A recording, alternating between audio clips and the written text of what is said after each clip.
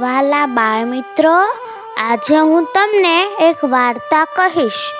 વાર્તાનું નામ છે અક્કલ વગરની નકલ. રામપુર નામનું એક ગામ હતું.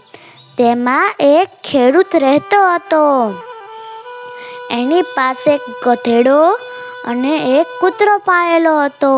હવે ગધેડાને એક વાતની ચિંતા હતી કે પોતે વધારે કામ કરતો હોવા છતાં બધા લોકો કૂતરાને જ વધારે પ્રેમ કરે છે.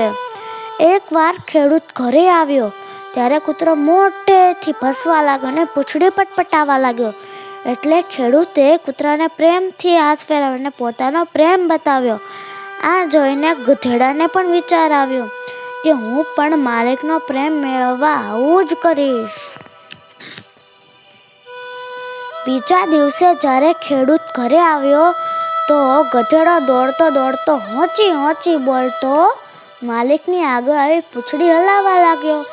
આ જોઈને ખેડૂત ડરી ગયો અને બૂમાબૂમ કરવા લાગ્યો અને ગધેડાને દંડો મારીને દૂર ભગાડી મૂક્યો. આ બનાવ બન્યા બાદ ગધેડાને ભાન થયું કે ક્યારેય